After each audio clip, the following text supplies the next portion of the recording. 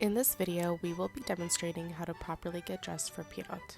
To start, always begin by putting your socks on first. The reason for this is to avoid walking around in your socks and getting them dirty. Another reason is to avoid loosening the remainder of your noshnya in an attempt to bend down and put your socks and opanke on after you've gotten dressed.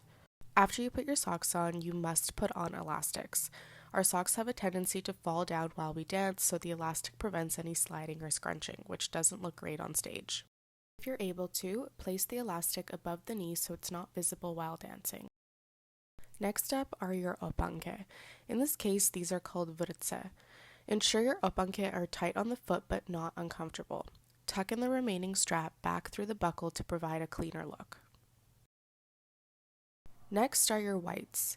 In this case, we use a long white dress, but you may receive a white skirt and shirt for other dances.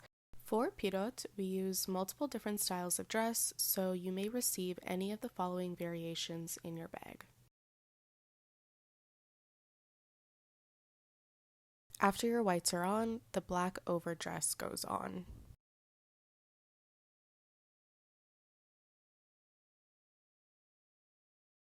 Take this moment to fix the collar and make sure it's not stuck under the black dress, and button any buttons. The next thing you put on is your apron.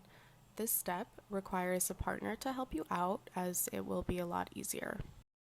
First, you create a fold at the back of the dress. Now tie the string of the apron over it to hold it in place. Make sure to tie the apron as tightly as you can, making a double knotted bow to make it secure. Next up is the belt or poyas. The belt has two mustache-looking pieces on the front called pafte. The belt is made so you can adjust it to your own measurement. Start by undoing the pins and adjust the length according to your waistline. Try this at home before the concert so it's a perfect fit on the day of. To put the poyas on, simply wrap it around your waist and clip the two pafte together, making sure the ends are pointing up. At this point, take the opportunity to slightly adjust your whites to avoid any bunching in the front and sleeves, as well as adjusting the length of the white dress underneath. Next, we put on the flower. The flower always goes on your left-hand side. Adjust the headband to where it is pushed underneath your braid so it is not visible. The flower needs to be above your ear and about halfway between your eyebrow level. At this point, make sure the flower is not situated too high on the head. Take a few bobby pins and secure the band in place. After you've put on your flower, grab your scarf or marama and locate the correct side, facing the embroidery outwards. With the correct side facing out, place the middle of the marama on the top of your head, leaving some fabric just over your braid. Ensure the two ends are even and your marama is centered. Grab a small safety pin, make sure it is not a large one, and pin the marama to your hair, then fold over the remaining fabric. The reason for this is to allow the pin to hold the marama to your head to avoid the marama from falling down while on stage, which can happen.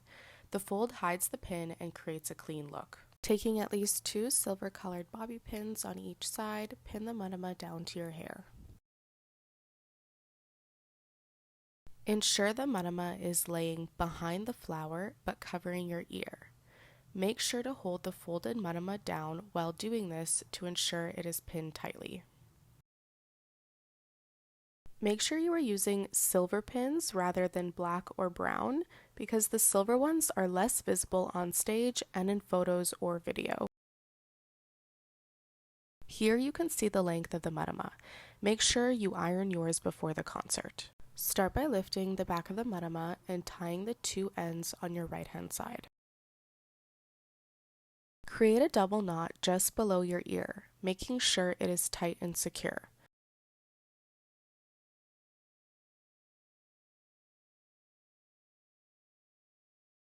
Take the back of the knot and tug it slightly to secure it even more. Lastly, open the front piece and lay it nicely to show the embroidery. One thing to note is to make sure your flower is always on the left and the knot of the marama is always on the right. Pirot always wears silver jewelry, never gold. You may get a necklace that looks like this or another variation of it.